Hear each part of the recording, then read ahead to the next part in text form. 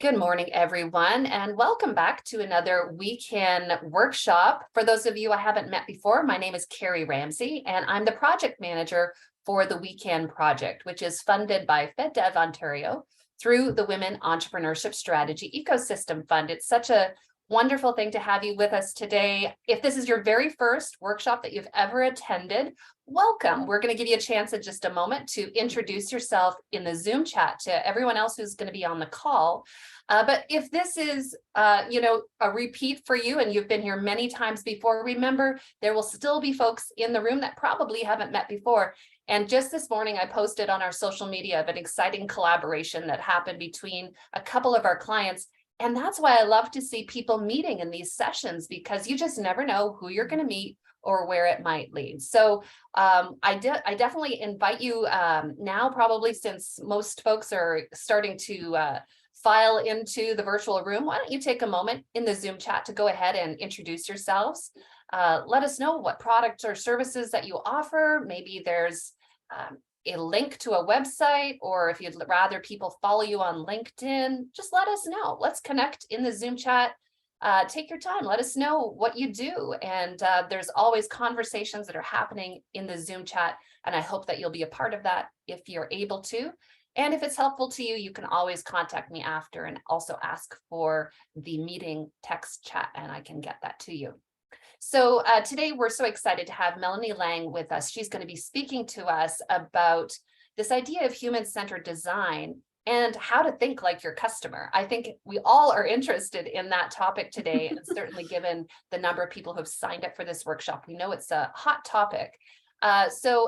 Melanie's actually going to do the land acknowledgement in just a couple of moments. You know that I usually do that, but I love when others share that as well, because it just shows that, we all have that responsibility to be aware of where we're connecting to, and this deep gratitude, at least, certainly in my case and in those I've spoken with about, the incredible heritage that we have that we should be celebrating and acknowledging. So Melanie will do that in just a moment. Today's session is being recorded, so it will be available later today on our YouTube channel. And if anybody needs a link to that, I will be putting that into the show notes or into the Zoom chat here today as well. I want to mention that we have Q on the call, who is our ASL interpreter for today. And because Q is such a hard worker and needs a rest for those busy hands of hers, we're going to make sure that we take a pause at 10:50. So that's 10 minutes before 11.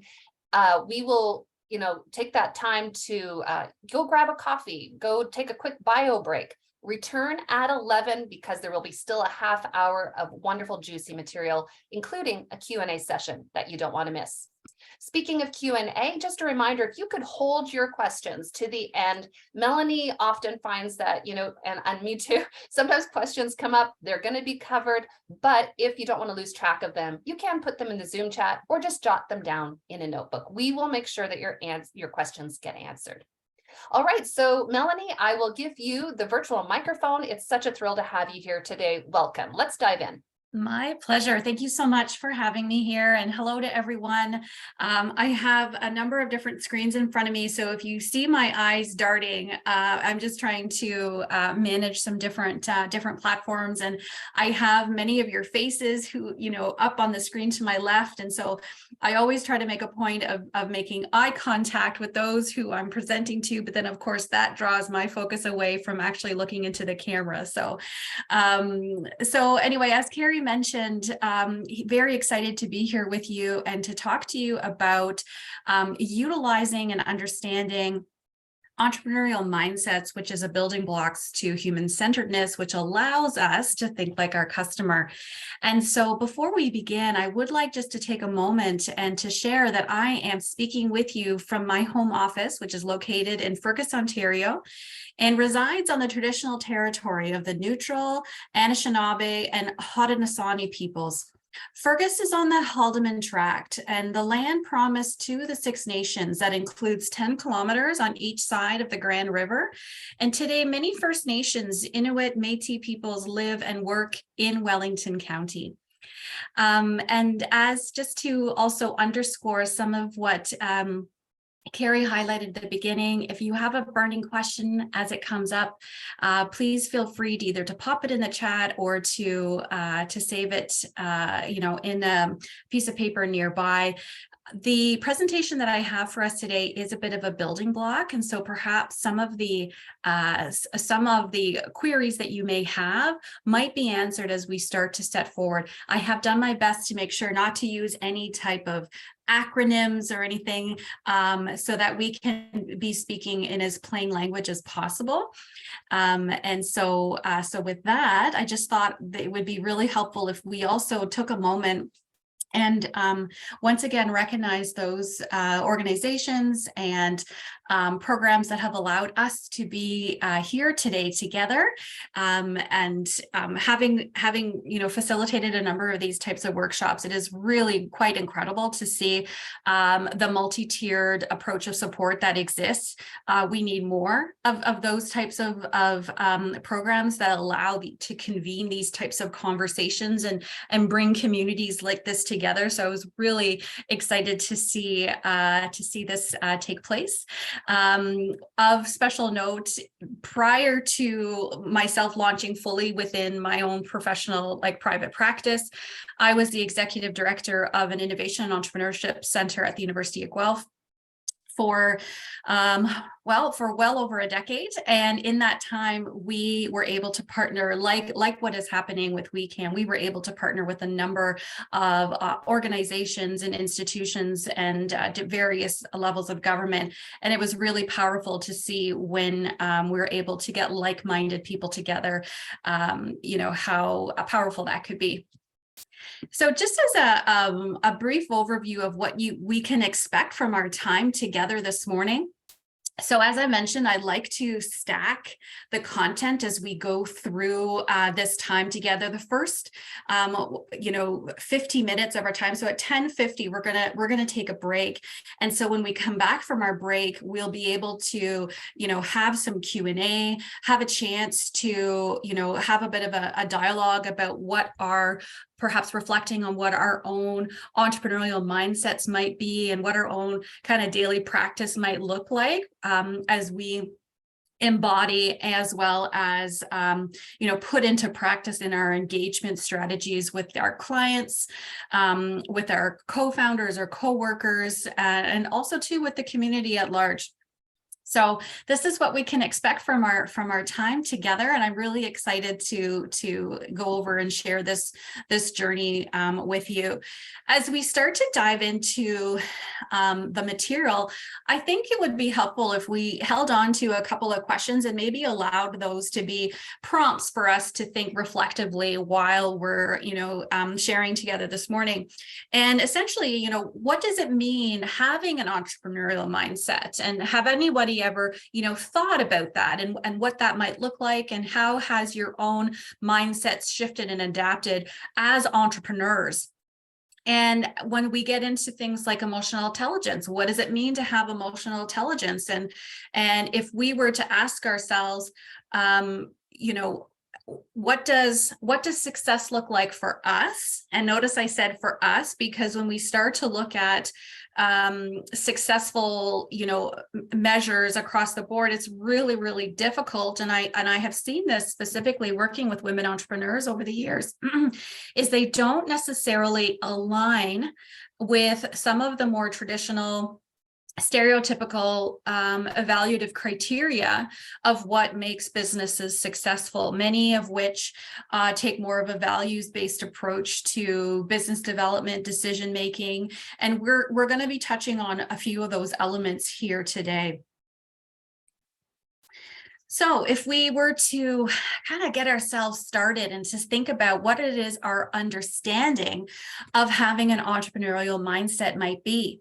And essentially what that means is that it is a set of skills where it enables us as entrepreneurs to, self-identify as an entrepreneur, to make the most of opportunities, to be able to overcome setbacks and also succeed in a variety of settings. And I think this is where, sometimes the stereotypical definition of what an entrepreneur is doesn't always translate or equate what we know to be as entrepreneurial thinkers. And I think this is perhaps some of the, some of the differentiation points that myself and whenever previously with the team that I was working with, how we liked to differentiate the work that we were doing was to talk about entrepreneurial mindsets, was to talk about entrepreneurial thinkers, because not everybody saw themselves as an entrepreneur because they didn't understand it, or they related too closely to a definition that is like a historical definition of an entrepreneur that they just didn't see themselves relating to. And so what I appreciate most about the shift to approaching this as a mindset is it allows more people to step into the arena and to participate in activities that allow us to be self-determining. And so why is this important? I feel as though that we need a new form of mobility. We need to start recognizing transferable skills, not just in a traditional workplace, but again, in a self-determining way where we are applying our knowledge. Maybe we are trained in a certain field and now we're having to pick up those skill sets and apply them in a completely different sector or industry. So it's the transference of those skills that I think is incredibly important. And when we have an entrepreneurial mindset, we're able to overcome some of these fear-based hesitations that we might have or uncertainties that we might have in our in the market. And so if we were able to start asking ourselves, what if, that helps to change the narrative. It helps for us to think about different ways in which that we can define the field. Currently, I'm doing a PhD and my focus is on, rural entrepreneurship and regional innovation centers, systems. And, when we start to ask ourselves the question around, what if and changing the narrative, it's amazing to think about what is possible within these micro settings that exist. It's really important for us when we think about the audience who is with us here today. I mean, what an amazing eclectic quilt that is built or that's been created here of the various ideas and talents and lived experience that have all been brought forward with us today. So when it comes to changing the narrative, I always like to think of it as like entrepreneurship is not a scary word. It really essentially is about bringing your ideas to life. And when we apply the mindsets to the task at hand, we're able to bolster what is already taking place, the knowledge that we already have, onto a new setting or within a new market. And that's the transference of skills that we are really wanting to harness. And so as we build further into our time this morning, this is where we get to human-centeredness. It's where entrepreneurial mindsets, and soon what we're going to be talking about, emotional intelligence, it's where they come together. It's where the magic happens. And this is why I get so excited about it. But before we jump into a little bit more of some of the visual representations or a listing of these mindsets, I wanted just to share with you highlights of a report, outcomes of a report that was done in 2008. It was published by RBC, and essentially it is looking at top industry competencies. And I realize that our audience here today is looking, we are all entrepreneurs, we are all entrepreneurial thinkers. And but where I think why the outcomes of this report was so powerful was because it looked at, this report essentially, it ranked 20,000 skills across 300 different occupations. And it found that there are a number, like over 2 million expected, job opportunities. And they were saying this was over the next 4 years. So this obviously is pre-COVID. So keep that with a grain of salt. And if anything, I think that the results of this survey is so much more relevant now, given the learnings that we have had through this COVID period. And what we are able to see is that it was less so about the type of technical skills that were a determinant of success or that led to someone's mobility within an organization or across sectors. So it was pointing to and highlighting what were actual determinants of success.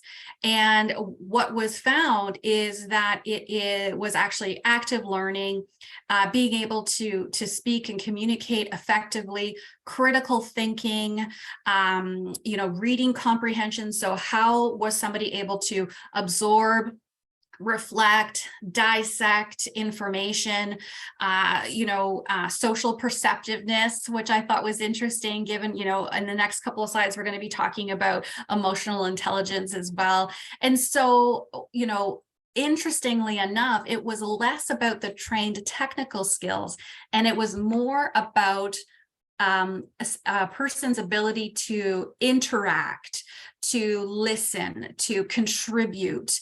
So it was about that, more of that relational aspect, and being able to take the skills that had been learned, and it was the application of it. And so for us, I think this is an incredibly powerful reminder of, when it's to own our knowledge. It's to own and take immense pride in lived experiences that we've had, the value that we are able to garner from various employment opportunities or experiences, right? So every time we have an exchange, we have an experience.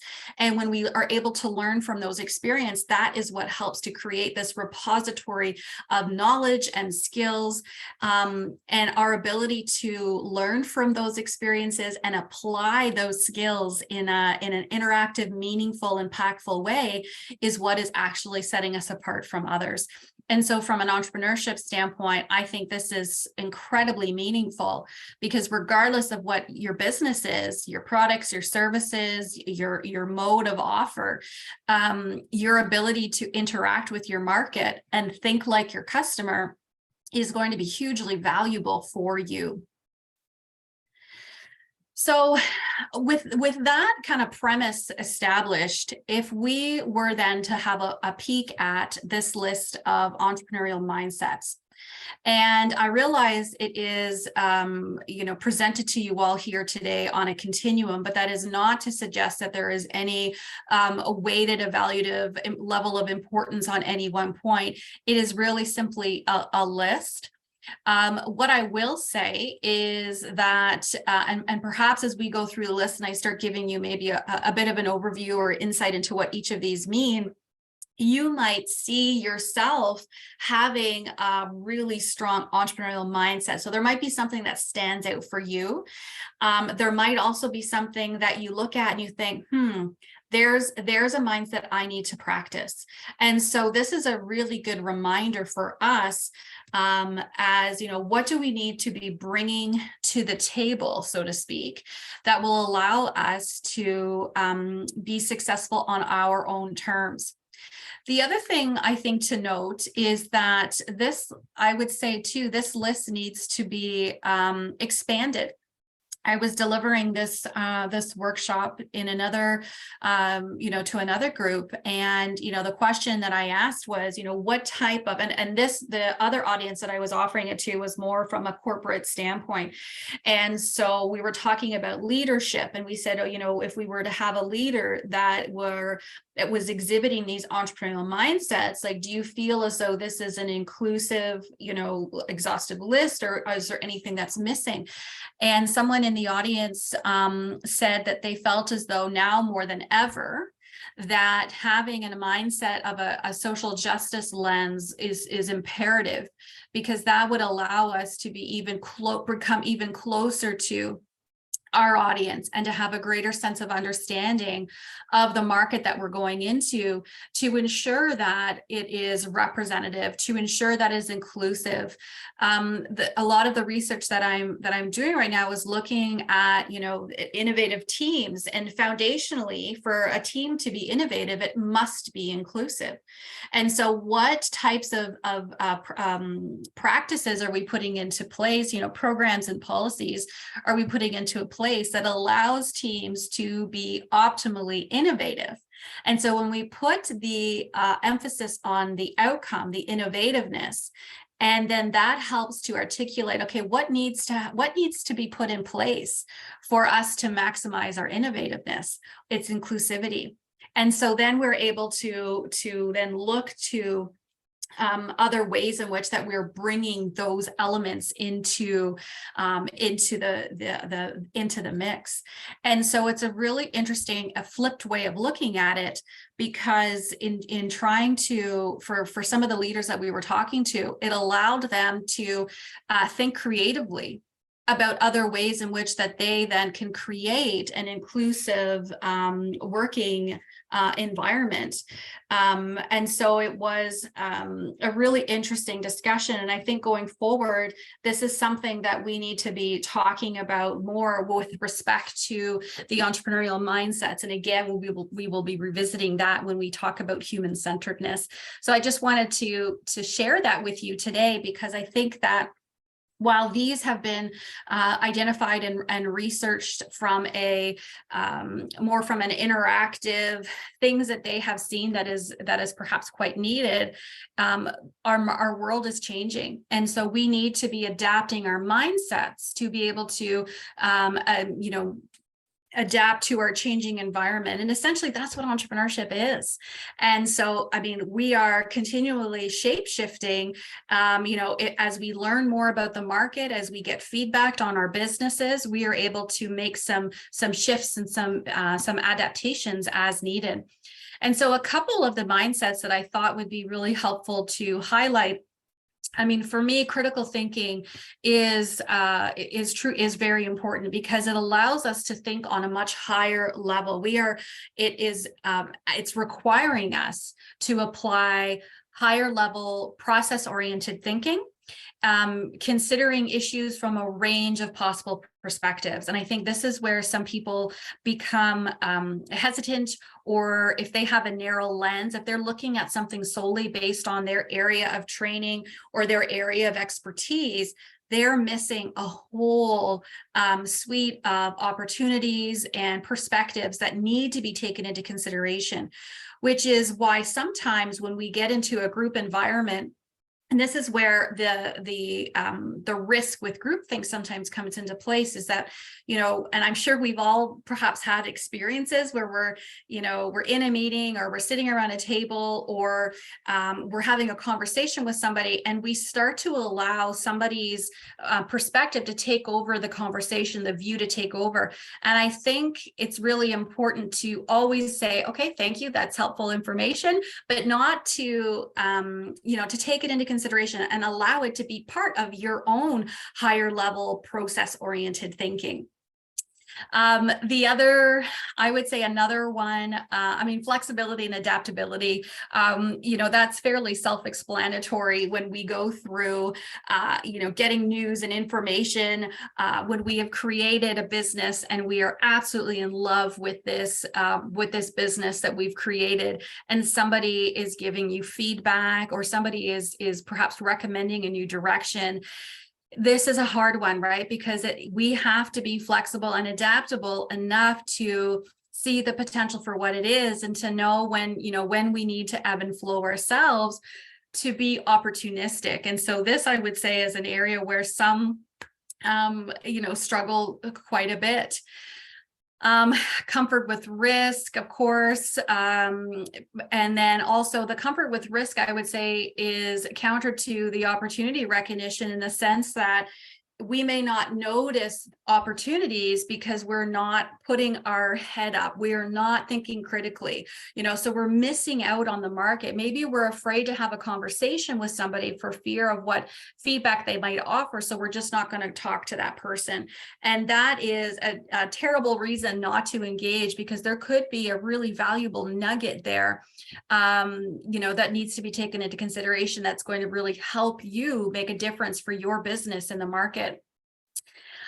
Being future oriented, not, being able to see, what's to come, being able to have clarity on, having an optimistic disposition, being able to, understand what you think the skills are needed or the knowledges that are required for you to be able to transition to a new and emerging market.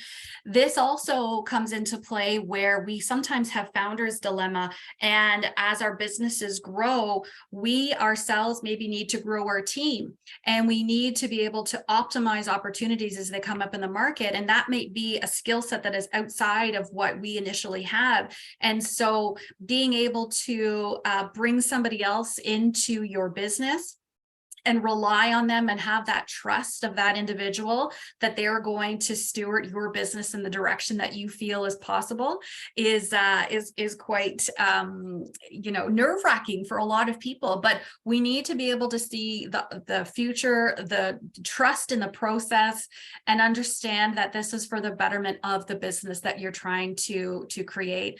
So this is just a bit of an overview of the various entrepreneurial mindsets that we all as entrepreneurs embody. Some of us may put more reliance on one than the other. Some of us may realize, ooh, you know what, I need to get better at maybe taking initiative. And so this is just helpful for us all, just maybe to sit in reflection, either during our talk right now or even later today. Where do I need to be applying a little bit more, mindset and muscle building in my own development as an entrepreneur? So shifting ever so slightly, we talked about the entrepreneurial mindsets and what that looks like, and what type of mindset muscles do we need to be practicing. And and I say practice because what we've learned over the years with respect to mindset work and meditation, it is a practice. It is something that has to be worked on quite regularly. You know what? I myself struggle with this as well. I find I get into a really good groove and I'm practicing particular mindsets, and then something happens and it takes my attention, my focus away onto something else. And then I have to have the initiative to bring myself back to it. And so what I would encourage us all and maybe caution against is feeling as though we need to, this isn't in the pursuit of perfection. This is daily practice. And it is something that we need to forward is a pace, and we need to ensure that directionally that we feel we're going in the right direction.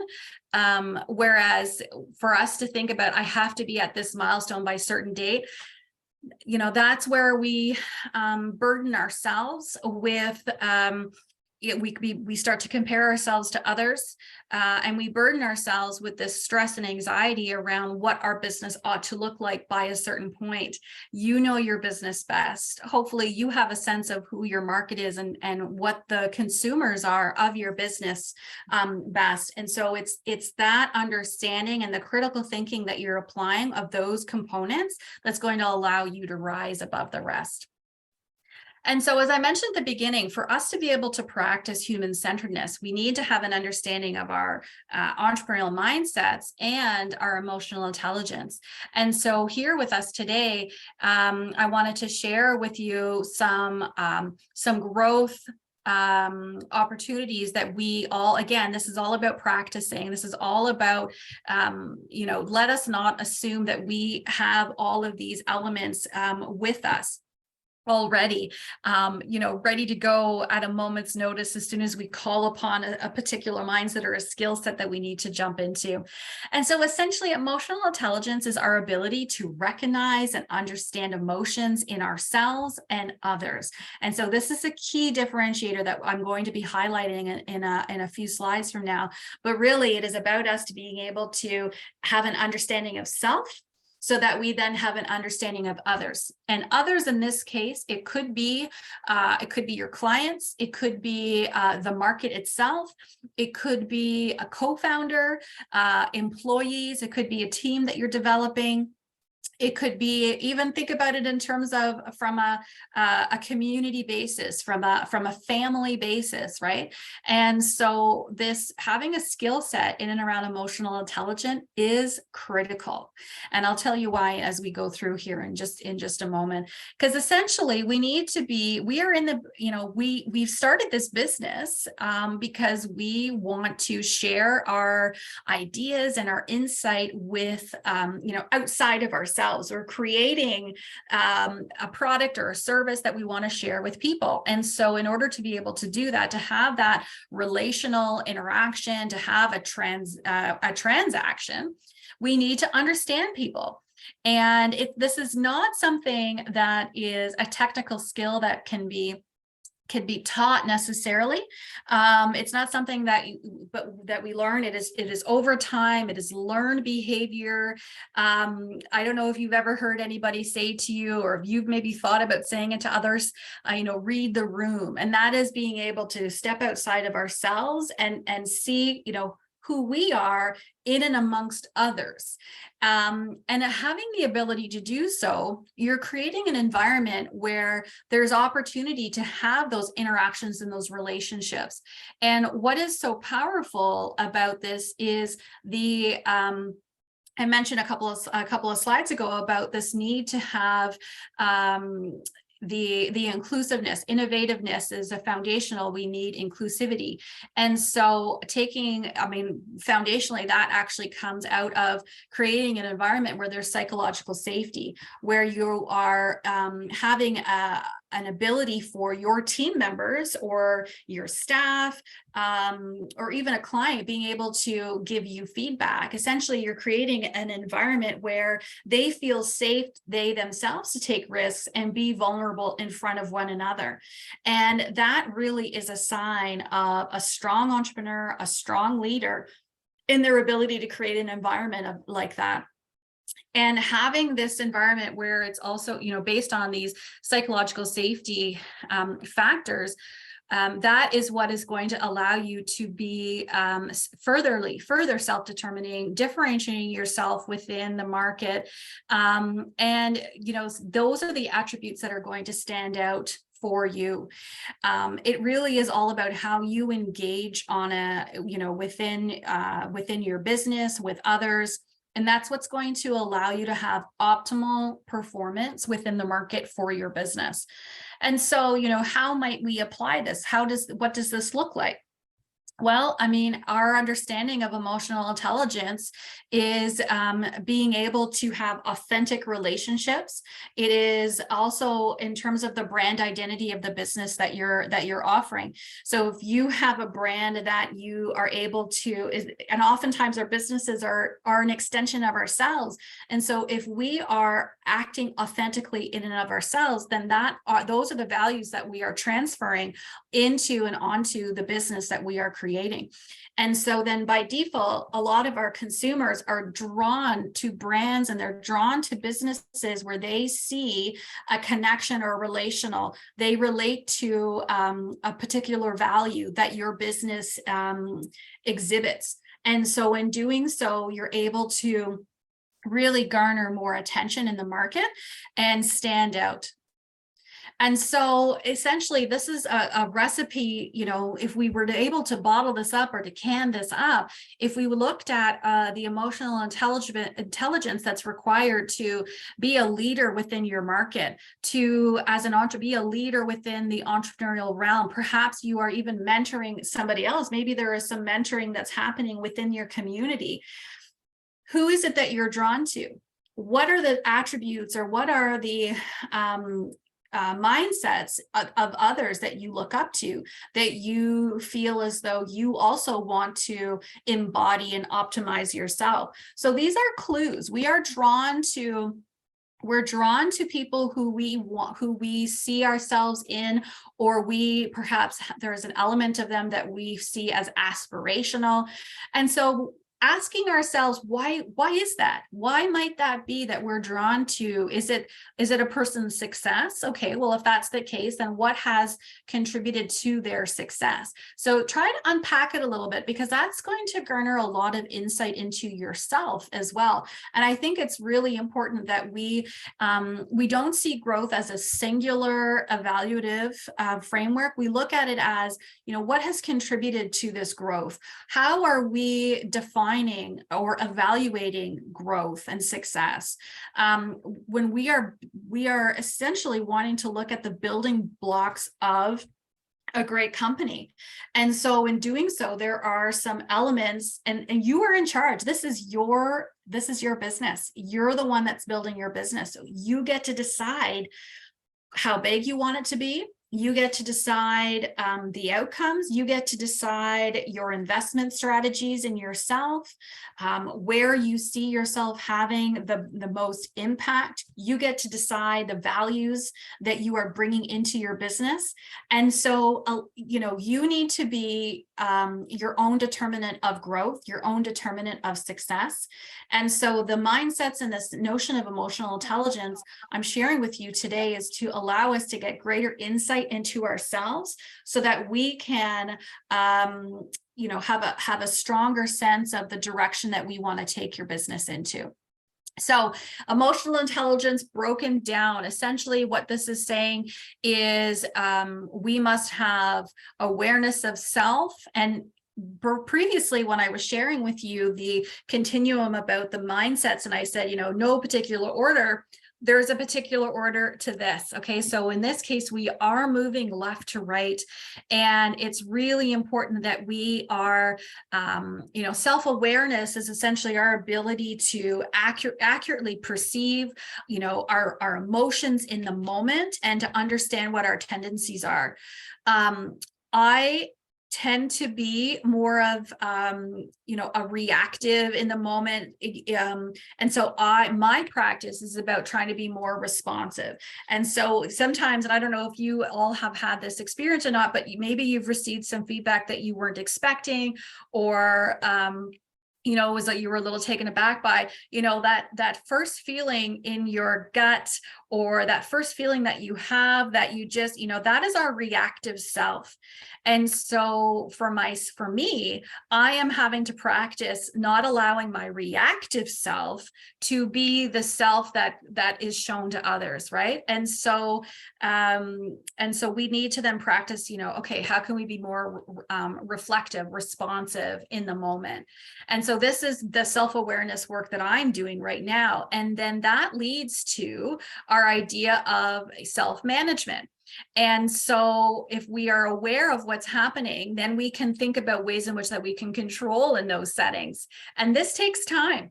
And then once we are able to have control of ourselves, then we can step into the broader social environment and start listening and paying attention and observing. And this is our awareness of those. This is where we get into reading the room, so to speak. Okay. So the skill that's practiced in this case, and this is a big one, it really is about empathy. And this is one of the foundational elements of human-centeredness and understanding your market, is the empathy that you have to your customers. I mean, why is it that you've decided to start a business? You obviously recognize that there was a problem in the market that you feel what it's going to take to solve. But understanding the stakeholders and understanding the consumer's perspective and having empathy for the problem that they have is what's going to allow you to think critically, to apply your knowledge and your skill set, to get uncomfortable in ambiguity because you feel like you have the skill sets needed because you have so much empathy for what they're experiencing. You feel driven and compelled to solve that problem for them. And so that's part of where the social awareness comes into. And then lastly, when we look at the relational aspect of it, it is our ability to use our emotions and to I don't like to say manage interactions, because there's an assumption of power there, but essentially it is about the interaction with others. And so maybe you're trying to pitch an idea, okay, and maybe to a funder, or you're pitching an idea that you have to somebody who you want to partner with in the market. So if you have a sense of empathy about what their problem, like what's in it for them? Why does our partnership, or why is them investing in your business a good thing for them? And so that's where the relationship management piece comes in. So you are essentially, you're representing your own influence. You as a coach, how you deal with conflict, how you show up and you support and lead a growing team within your business, and by doing so, you're providing inspirational leadership. So we need to figure out how we get from self-awareness all the way over to self-management. And one of the key elements of this is understanding that we all have driving needs. And so regardless of who you are, these are the driving needs that we all have. They don't all show up at the same time. So sometimes we might exhibit maybe an unmet need. And that, coming back to the reflectiveness piece, if we continue to react in a certain way, in a certain situation, this is a key for us in terms of our learning. What is triggering us in these situations? If we were to reflect on that and say, okay, what's the unmet need that I have right now that is allowing this behavior, this feeling in my gut to rise up? And so to help us in that understanding, we look at these across 5 different domains of driving needs. And, and like I say, we all have these, but some of them, it might be more of an emphasis on one of them than the other. So belonging, it's our need to fit in, to feel heard, to feel included, to be a part of the group. So if our sense of belonging, if our need of belonging is not being met, we're going to behave unskillfully. If we have a strong need for security, then that means that we are very process oriented. We need clarity. We need to know that there is an order to something, that there is predictability there, that there's stability there. So if that doesn't happen, we feel very unsettled, and then we behave unskillfully.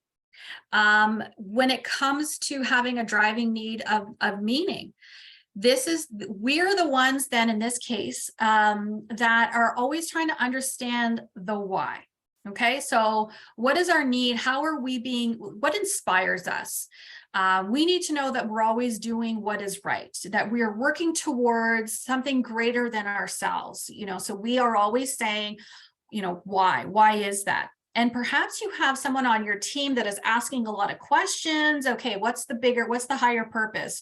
To what end? What are we doing this?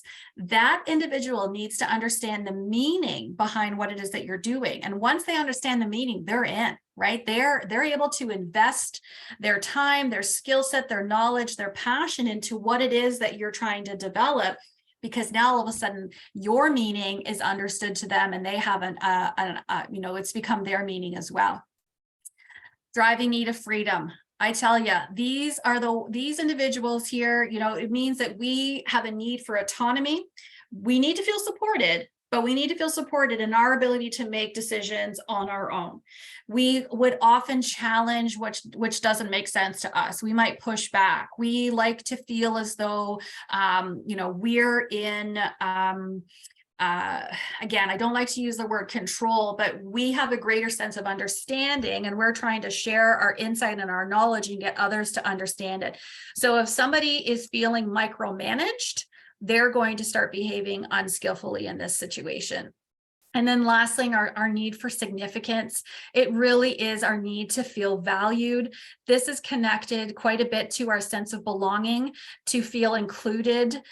So as an entrepreneur, there are individuals that might struggle with belonging and significance because they're trying to bring an idea to life. They're trying to bring forward something that they feel very passionate about. There's a lot of vulnerability that takes place within here because we're seeking value. we we want to be productive, we want to achieve results because we see that productivity is equated to we value productivity, and then that's where the outcome we see as being significant. And so that is sometimes a tricky cycle to get caught up in. If you are performing for others, you then, what the slippery slope here as an entrepreneur is that the idea that you have as you're talking to people and they say, what would make it better? This. And then you go, okay. And you end up bending into their idea of what your product or what your business needs to look like, as opposed to staying true to, your understanding of what the need might be. Because if we have a strong sense of, we need to feel significant, getting validation and value through others is can be a detriment as an entrepreneur. So these are the things that we need to be working on.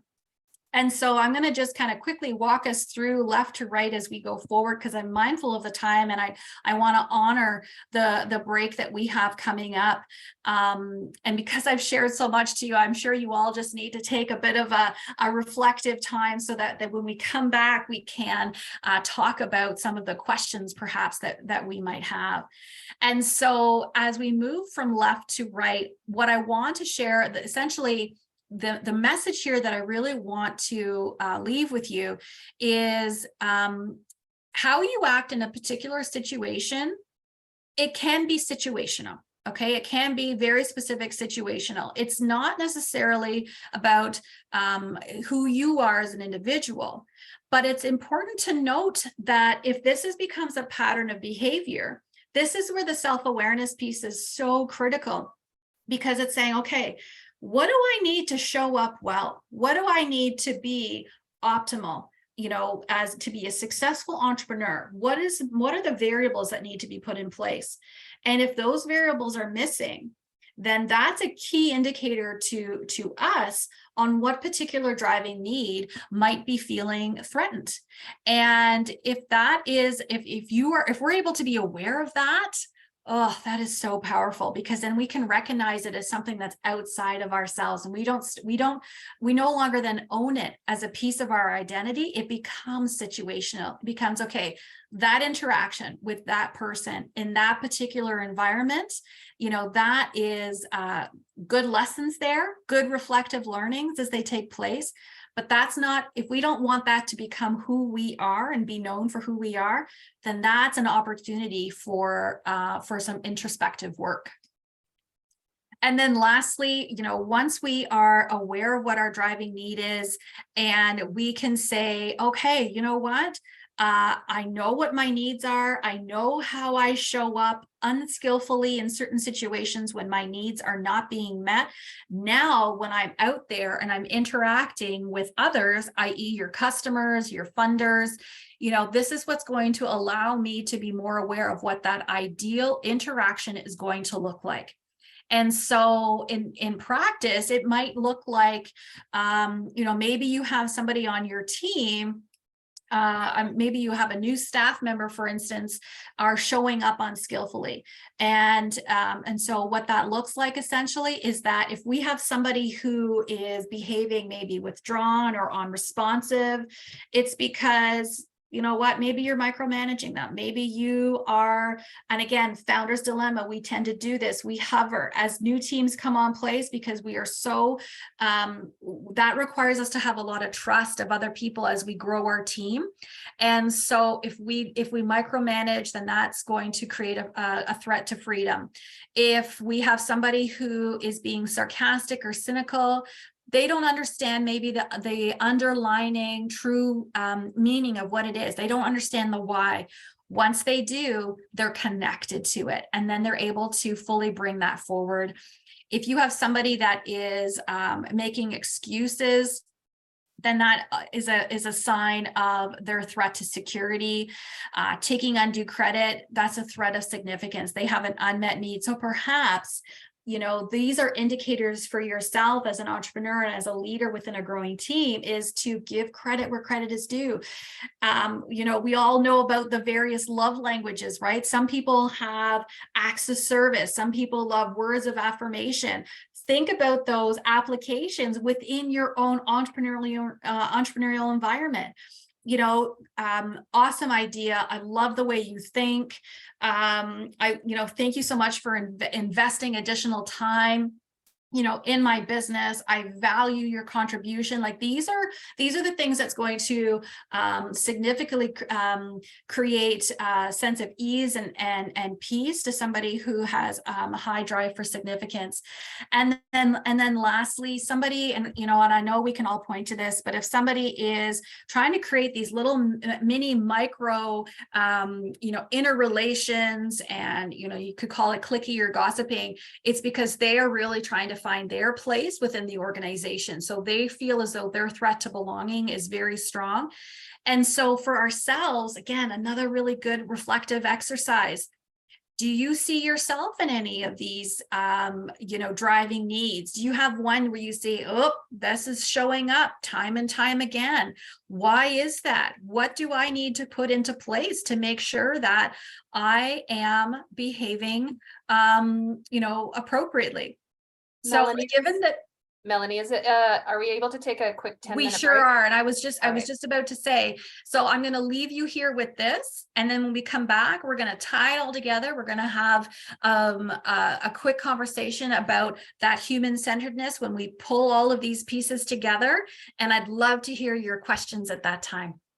Excellent. So I'll be pausing the recording at this time. So let's just take a quick 10-minute break to allow our ASL interpreter to rest her hands. And if you'd like to go grab a coffee or whatever you'd like to do, just go ahead and do that. If you want to converse in the Zoom chat, you certainly can, but we'll see you in 10 minutes. Awesome. Awesome. So while we were on our break, I was just saying, I picked up my phone and I was doing a quick, as we all do, I'm sure, just to kind of catch up. And I came across this quote by Veronica Tugaleva. And I'll put her name in the chat afterwards. And she says, to know yourself, you must sacrifice the illusion that you already do. And I thought it was really interesting, given what we're talking about right now, about practicing different mindsets and stretching outside of our comfort zone and trying to, create new skills for ourselves and new learnings. And so for me, this kind of stood up. I thought, oh, it's actually quite timely, because we need to don't hold so tightly onto the idea of how well you know yourself, because as beings, we are constantly stretching and growing and shape-shifting almost as we gain new experiences and as we learn new things. So that was just, I thought, pretty interesting and timely. And so with that, I guess we're going to just finalize some of the some of the learnings that I wanted to share with you today. And so this idea of daily practice is just to, reflect on the fact that when somebody is behaving unskillfully, as I was saying, it's often situational, it's not personal. So don't take it personally. Okay, this is also something that I'm practicing and learning myself. And it's just something to remember and to think about as we go forward. It's like, okay, so how might we apply our understanding of emotional intelligence in our daily practice? What does, our muscles around entrepreneurial mindsets and coupling that with our emotional intelligence and strengthening those elements and bringing them together, what does that look like? How can we take into consideration our clients' driving needs while working with them? Like how we show up to interact, maybe going into, maybe you're doing a debrief meeting and maybe the project didn't go as well as you thought. If you're a coach and you're coaching a client and maybe halfway through you're thinking, this person maybe isn't coachable. Like, how does that affect your relationship with them? How does that affect the dialogue that you have with them? And so it's really important for us to always be kind of coming back and revisiting it and thinking situationally, what is happening here? And how am I showing up in response to a situation? How is that individual? And so this is, I feel, is very important to think about in times when we are offering suggestions, when we're giving feedback, when we're communicating recommendations, when we're mentoring. You know, if we're being mentored, what does that mentee-mentor relationship look like? And so human-centeredness is where we take those elements and we bring them together. And again, you know, it looks like the human-centeredness aspect of it is the doing almost. It's the application of it. It's the leaning into.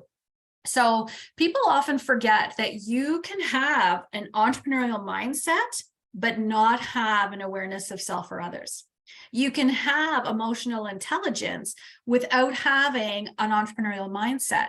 So in order to have human-centeredness, in order to practice human-centered design, we must be able to tap into and practice both. We have to bring those together. So it's a marrying, it's a blend of these two concepts, and it comes, you know, in the form of human-centered design thinking. And it's a process. It requires us to be inspired by something, to take action, to think creatively around different possible outcomes or ideations, and then it's the implementation aspect of it. And so these components of human-centeredness really speaks to those elements. So it means that we believe that all problems are solvable.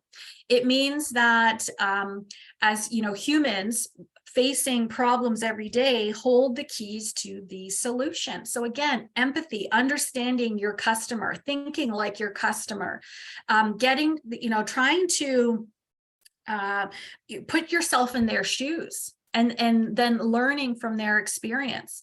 That is what's going to allow you to get closer to that product market fit, where what it is that you're offering aligns with who needs it most. Okay, and that really is where the magic happens. This is where transactionally, this is where your business is going to kind of make it or break it, so to speak. So for us to be able to have that, you know, we need to practice these elements. So we need the creative confidence, you know, where we have big ideas and we want to be able to act on them. And so it's to think outside of our skill set. So if you think back a number of slides where we were talking about the RBC Humans Wanted report, and, you know, it's to not only lean on the technical skills that we might have, but think big picture, big ideas, think creatively. Basically, you know, doing it, making it, taking a risk, looking at the process. What needs to happen? You know, you learn from doing. So the experiences and the lessons you gain from doing, and in some cases, you may not get it right until, you know, maybe attempt number 7 or who knows. But the important thing is, in this particular situation, again, coming back to, you know, it's related to this notion around iteration. You make it, you learn from it, you reiterate, right? You go back to the drawing board. Learning from failure, fairly self-explanatory. Empathy, I've been talking about this quite a bit throughout our time here this morning, really getting to understand new solutions. If that's our goal, we need to understand people, scenarios, places. Okay, just because it worked in scenario A doesn't mean it's going to be received over in place B. An example of this would be a good friend of mine is the founder of Lucky Iron Fish. And they had tremendous success with creating an iron fish that people would put in their pot, and they would boil their water and they would cook with it. And that allowed the iron to be extracted into the food. And then when the people ate it, they embodied it. And what they learned is that when they then went into another market, they couldn't then use the fish, because many of the people in that new market were vegetarians. They didn't eat fish. There was no way they were going to put an iron fish in their pot. So then they made it into a leaf. So we need to be thinking creatively If compliance in that case was what the goal was in order for people to become healthier, then they needed to adapt their product to suit their new market. So, but that only happened as a result from empathy, having conversations with people, understanding the why. Embracing ambiguity. I tell you, this one here comes back to the entrepreneurial mindset around comfort with risk. A lot of folks really put the brakes on in this particular case. We need to give ourselves permission to explore lots of different possibilities so that the right answer can reveal itself. But we're only going to get there if we stretch ourselves. Okay, if we put ourselves into a market or an environment, or have a meeting with somebody that we're uncomfortable, we're nervous to meet, but we need to show up, because the information that they have is key to the success of your business. And I mean, optimism for me, I feel as though this is what's going to drive you forward. This is what's going to allow you to continue to make it, to have conversations and hard conversations with people, to sit in still in times where you're having to refocus and reimagine what your business could look like. And maybe it's a completely different model that you need to shift to, and that's okay, because you have the emotional intelligence and the entrepreneurial mindset that's going to allow you to do so. And that optimism is what's going to carry you forward. That's what's going to allow you to go the distance.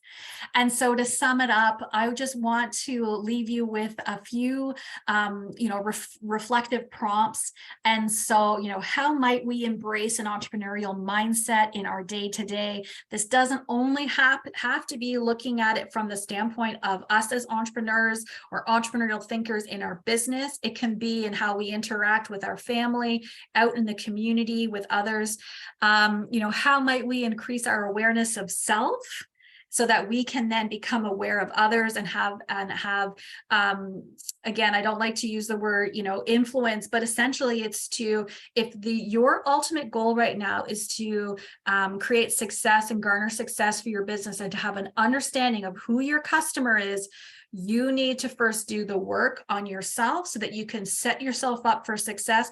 Plant yourself in an environment where you are open for interaction, you're open for conversation, and people are going to be drawn to you, and they're going to share with you, and you're going to be able to take those nuggets of information, apply it to your business, and see where the magic and the growth happens. And then lastly, pulling it all together, how might we use principles of human-centered design in our approach to problem solving? How are we getting our business to be, our customers, our ideal customers? How are we making them aware of our business? How are we reaching them? Do we even have a sense of understanding of who they are? And so it's this journey of self-discovery coupled with our venture creation efforts that's going to allow us to get closer to that product market fit, where I was telling you, where what you're offering and who you're offering it to are going to have a chance to connect and to meet in the market. So that's what I have for us today. And so, I always like to lead off to say, what will your daily practice be? What's the one thing that you're going to start, either start doing or stop doing, that's going to allow you to, to embody the emotional intelligence that you need to practice your entrepreneurial mindsets, that's going to get you to that human-centeredness that you need in order to be successful for your business. So thank you so much for having me here today. This is my contact information if you have any questions, and happy to open the floor if anybody has anything they'd like to ask me. Fantastic. Well, I think I speak on behalf of us, Melanie. Cheyenne did put the word wow in the chat. I think that sums it up. This is so applicable, and every single one of us needed to hear this today. So thank you so much for my pleasure. The research and the depth, and also the ability to put it into 90 minutes, which is mind-blowing also. One question, and I would invite folks to maybe put into the chat a question you might have for Melanie today. One of the questions that came up, Sean asked, are there any other resources that you might recommend? If somebody is just wanting to start down this path, certainly you are a resource, your website is there. Anything that you might suggest, whether it's a book or a podcast or something you think might be helpful for any of us. Yes. And actually, maybe what I'll do is I'll stop sharing my screen and then I'm going to just grab a couple of resources behind me. I try to have these. And so now you're all in front of me and I feel much better being able to see faces. So that's great. Also, if you'd like to, you can, I believe you can enlarge Melanie if she's holding something up, just to let you know, you can change the view on your screen. But I agree, it's nice to see the faces. Yes. Okay. So a couple of close at hand. So this is the book that I was referring to that talked about how in order to have strong, innovative teams, we need to first be looking foundationally at creating inclusivity within our environment. Okay, so that this is written more from the standpoint, from a managerial standpoint, but for me, the nuggets that came out of this was so what really highlighted this for me was to say a lot of the traditional ways of evaluating people. So if you're in a position where your business is growing and you're looking at bringing on somebody into your business, right? It's like, what criteria are you using to evaluate your perfect candidate, right? Your ideal candidate. Are you doing it from a skill-based standpoint? Are you doing it from the standpoint of cohesiveness, right? Like somebody who's like-minded, you share values and mindsets. Like, so this is good, I would say, professional practice to get into. It is also connected into the psychological safety work that I was talking about. And so I think this is a really good, if you look up this book, it's going to kind of pop up other connected resources for you and learning that you can have, but this is a good one. The other thing I think is really, that I've been drawn to. So the resource, and these are free resources, right? And I'm sure you probably have all heard of them. So it's the value proposition canvas, the business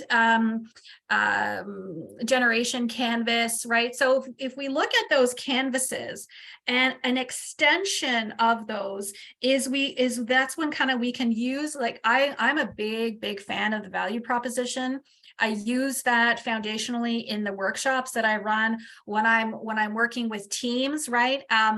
It's leadership, what's your value proposition? Let's get everybody to that buy-in, because emotional intelligence, everybody needs to understand meaning.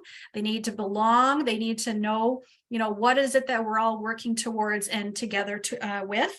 And so as an extension of that work, when we get into design thinking, this is a book that looks at design thinking, but from a service sector standpoint. And so this is really interesting when I do work with municipalities, for instance, that this resource is, because oftentimes and again, I taught for 18 years, and a lot of the resources are initially created for product-oriented businesses. There's not allowed there. I mean, there are some resources out there that are more service focused, but oftentimes it's left up to either the practitioner or the entrepreneur to sift through what's available out there and think, okay, how does this apply to a service? So if you're a consultant, if you are a coach, if you are offering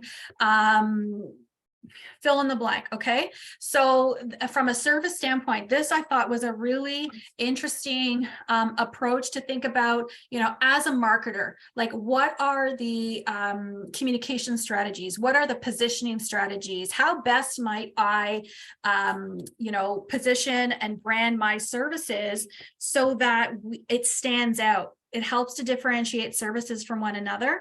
And so principles of human-centered design are embedded throughout this book as a resource. And I think when I talked about inspiration, ideation, and implementation, if we bucketed out those three categories of idea generation and product or service development from a business standpoint, this book kind of breaks it up. And so I like to think about resources as, like, let's stack them. Like, okay, I've learned something from this. How does it apply to something I've just learned? And so if we look at the work, and you can get those canvases online, I think through Strategizer. So If you look at the canvas work, if you look at design thinking, human-centeredness, when we pull all those pieces together, how can I use that? So the hard part is the implementation. So you need to, right? You need to go through all of that information. You need to draw out what you think is most useful, and then you need to do it. And that's like our time here today. I always think, this is all fine. This has been so fun. I love sharing this stuff with different audiences. But if whoever's on the listening end, on the receiving end, and they go away and they think, oh, that was great, but they actually don't put into practice some of these ideas, all you've done is listen to a podcast. That's all you've done, right? So where's the learning? Where's the aha? How is this going to shape or shift your business for you? And it's really, really important. And that's where, right, that's the human-centeredness aspect. That's the make it. That's the iteration piece of it. That's the, okay, this is a new knowledge set that I'm just encountering. How do I apply it? Right. So it's that ambiguity piece. So you are having to practice those muscles. And at first it's going to feel exciting because you think you've landed on something interesting. And then you're going to get into it. And you're going to go, there's a lot here. How do I apply it? And then perhaps out of fear, you might go, oh, not for me. And you put it down and you walk away. And we've all done it. Right. We've all done it. And so what's going to stop us from doing that? It's that entrepreneurial mindset around taking initiative and just going forward with it and just doing it. So yeah, so I would say those are the two that kind of stand out the most for me. There are so many others. I just love books. I love them. And my husband's always saying, like, could you maybe just borrow some from the library? Do you have to buy them all? I'm like, no. And it's like, how do I pick my favorite? Like, it's just, yeah. So, yeah. We've got a lot of book lovers on the call today. I'll tell you that, Melanie. So we're big book lovers in this community for sure. And by the way, if anyone else has recommendations, you can go ahead and drop those in the Zoom chat. Melanie, go ahead. I was just going to say, so here's what I'm working on. I am not going to find anything like secret sauce wise in a new thing. I just maybe have to stop and apply what I've already acquired, what I've already read. Maybe I need to revisit it. Maybe the reason why an idea that I had or an idea that you had didn't work was because the timing was off or your market was wrong. So instead of shelving something and saying, well, that was terrible, maybe it was just wrong timing, right? Or I didn't have empathy. I wasn't practicing empathy to my customer. I wasn't thinking like my customer, and therefore I didn't have product market fit. So maybe if I spent time understanding who my customer is, I could take my business idea that I still feel is going to work, and I just have to reapply it, right? So don't be too quick to shelve, to pack away and put up on a high shelf. Dust off some of those things that you've tried before, because it could just be that the variables in and around it just wasn't the right timing. You didn't have the right variables.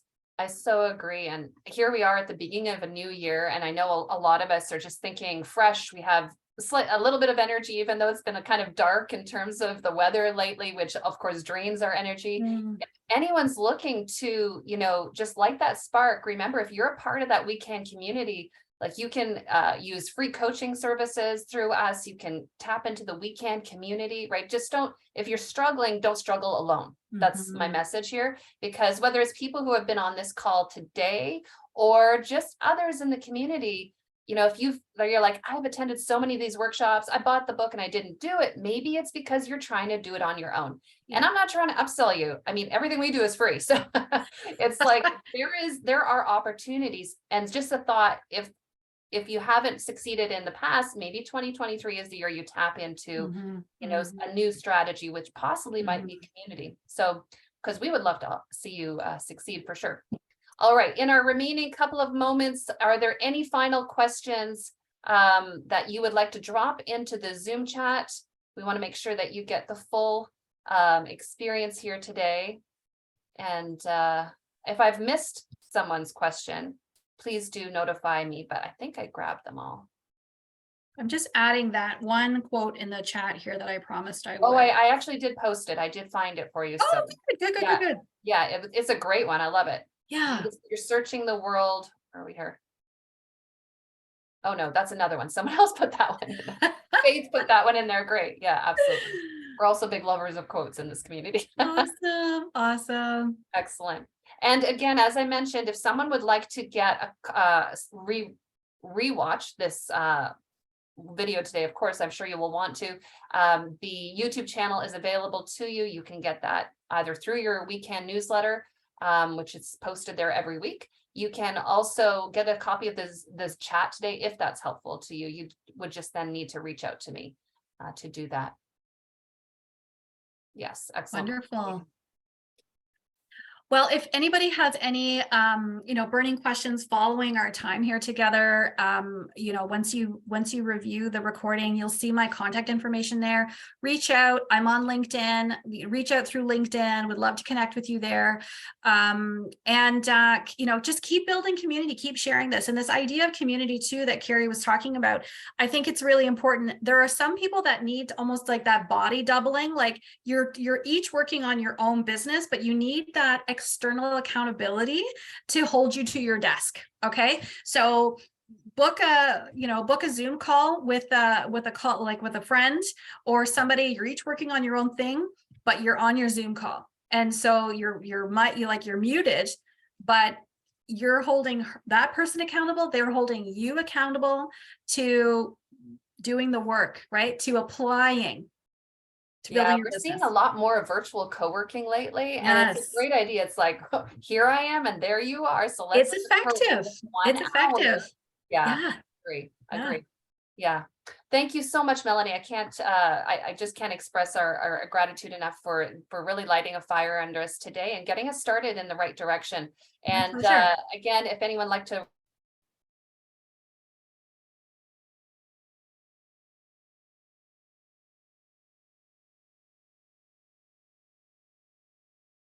reach out to Melanie, you can check out her contact information. I hope that you have a fantastic